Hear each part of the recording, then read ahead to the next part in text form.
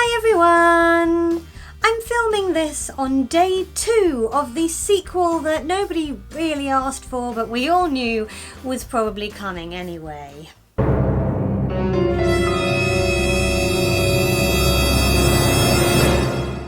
Yes, England is back under lockdown, and last night I had my email from the government reminding me that I am still extremely clinically vulnerable to COVID-19.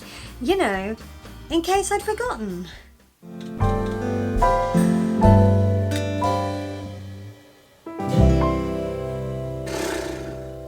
This lockdown feels quite different to the first one in both good ways and bad ways. On the plus side, it feels kind of less dramatic, scary and sudden this time, which I suppose could be a bad thing. If COVID doesn't feel scary, then what?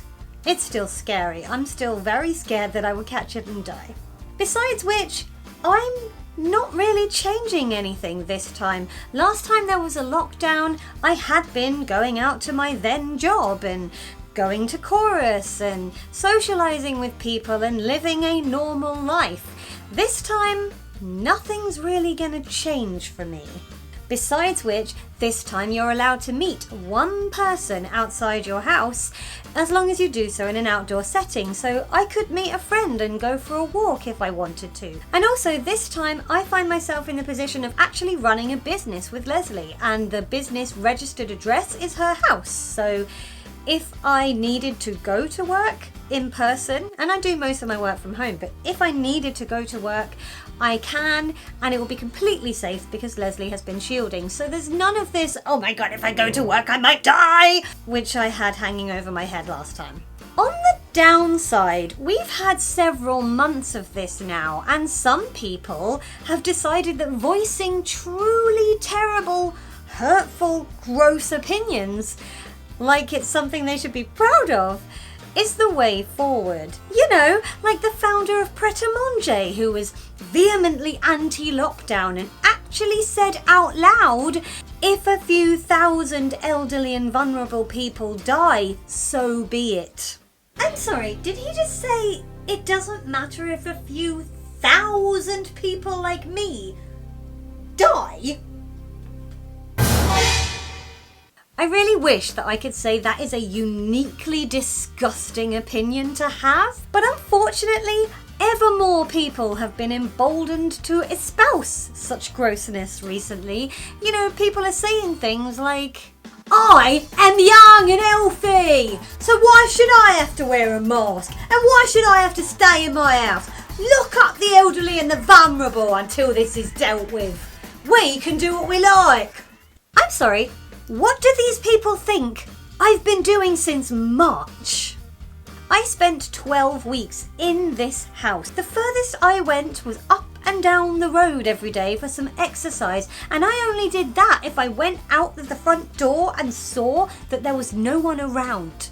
And whilst for everyone else who is not elderly and not extremely clinically vulnerable to COVID, the end of the first lockdown meant they could go to the pub. It meant they could have days out places. It meant that they could go out for dinners. I've done none of that. I don't remember the last place I went for a day out. I haven't been to a pub since the very start of March. I haven't had a meal out anywhere since the very start of March. Why? Because it's not safe for me. People have been talking about the new normal and how they've had to make changes and they hate having to wear a face mask when they go into a supermarket. I get it. We're all making changes. Nothing is normal anymore. But I have not done any of that stuff.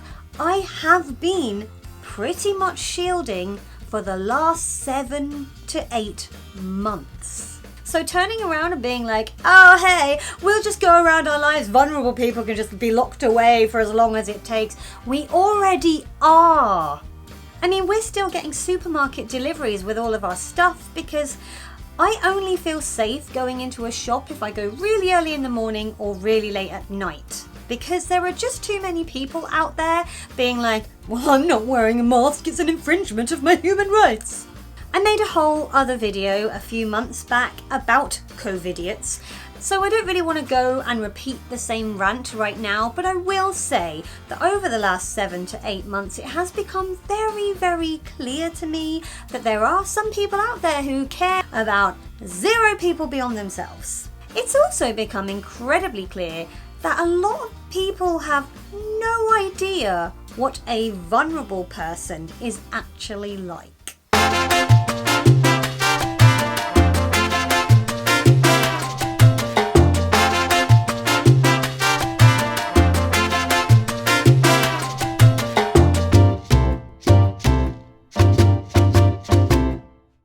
I swear the people that say things like vulnerable people can just be locked up for however many years it takes to get a successful vaccine, or what does it matter if a few thousand vulnerable people die, must genuinely believe that vulnerable people are all just incapable of going anywhere or doing anything. Perhaps they can't speak or move. And they think in their twisted minds that that means that those people have no life worth living, and therefore can just die. Honestly, if you do think that way, screw you. Unfortunately, the fact that some people are truly awful is a lesson I learnt many years ago, and it's just, been refreshed during lockdown, both lockdown 1 and lockdown 2. There are other lessons we all have to learn, thanks to lockdown, such as just because your mic is muted doesn't mean people can't see you on Zoom when you're in a meeting or a virtual choir rehearsal. I really need to remember that one. Oh, and don't eat all of your snacks in the first few days of lockdown. Probably could do with remembering that one as well.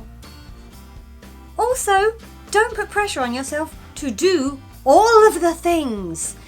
Some people have spoken about the fact that they went into the first lockdown feeling kind of energized and thinking things like, okay, so I've got to be at home, I'm going to start baking my own bread, and I'm going to take up a craft, and I'm going to work on my personal fitness. It's going to be great. And now those people are saying that with the second lockdown, they're exhausted and they don't want to do those things again. And, that's absolutely fine, and I completely understand that viewpoint. I am just tired, and I've always been tired.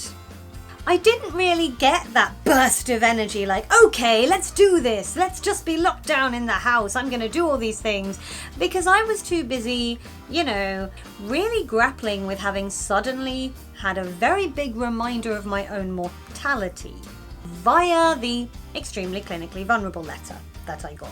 Yes, I reached a point where I suddenly thought I should probably make the most of all this time on my hands, and I redecorated my bedroom and other things. But yeah, I was never really super energized. I was tired back then, and now I'm exhausted. But hopefully the second lockdown will be the last one. I don't want to make this video again. How are you dealing with lockdown if you're in the UK, specifically in England? Are you coping all right? I hope you've got everything you need around you. If you're elsewhere in the world, what's the situation where you are? Are you still in lockdown? Are you allowed to go out and about? I'm just intrigued. Let's chat in the comments. If you enjoyed this video, feel free to give it a thumbs up. You can click on my floaty head if you would like to subscribe, and last week's video is over there.